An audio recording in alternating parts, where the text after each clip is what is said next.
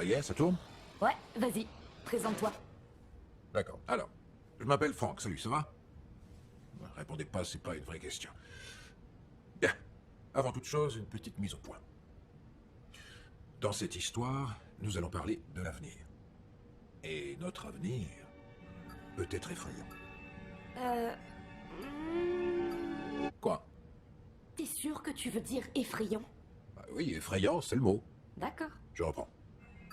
Le futur peut être effrayant. Instabilité politique, surpopulation, guerre sur tous les continents, famine, manque d'eau, effondrement des écosystèmes. Et le progrès scientifique, les merveilles de la nature. Est-ce que tu peux arrêter de m'interrompre, s'il te plaît? D'accord, mais essaie d'être un peu plus positif. Positif. Oui, parle de ce que Je t'aimes. ne vais rien pouvoir leur raconter si tu ne me laisses pas m'exprimer. C'est vrai, pardon. Ce que j'essaie de vous dire, c'est qu'à chaque seconde qui s'écoule, on s'en approche toujours un peu plus. Ah, je sais. Parle-leur du jour. Avant de leur parler de quoi que ce soit, il faut que je leur explique l'essentiel. On pourrait pas commencer par autre chose. Très bien. Alors, par quoi devrais-je commencer selon toi? Tu m'as dit que le futur n'a pas toujours été comme ça. Je me trompe? Non, c'est vrai. Quand j'étais petit, le futur était... Différent, n'est-ce pas? Oui. Super, c'est un bon début ça.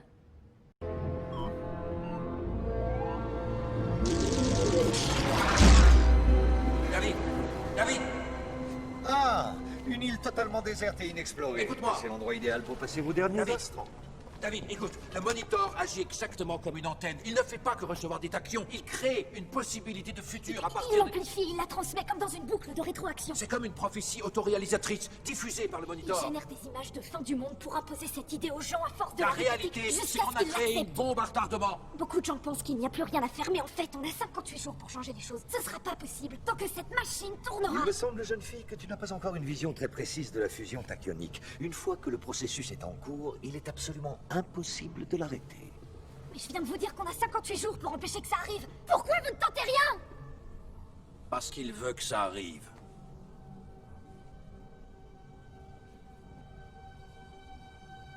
Hein, David? Imaginez. Vous pouvez voir le futur. Et vous êtes terrorisé par ce que vous voyez. Comment réagissez-vous? Vous vous tournez vers qui? Les hommes politiques? Les grands industriels? Et comment les convaincre? Avec des données, des chiffres? Bonne chance.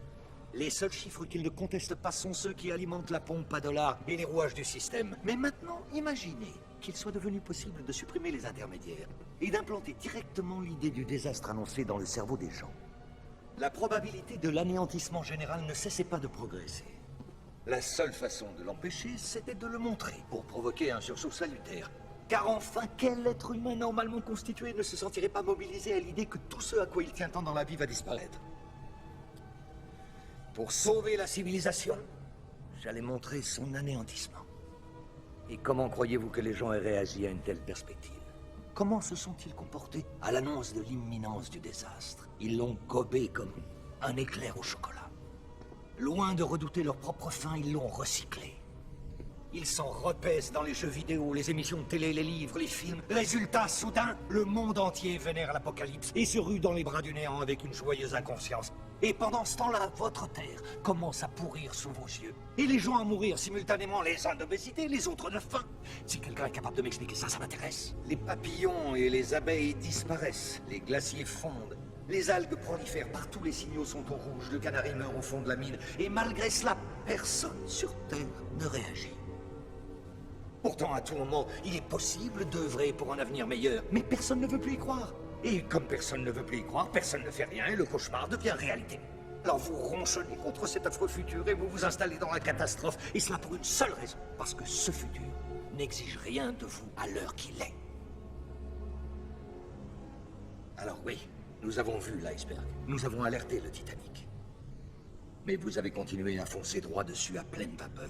Pourquoi? Parce que vous voulez couler. Vous avez baissé les bras. Et ce n'est pas la faute du moniteur, c'est la vôtre.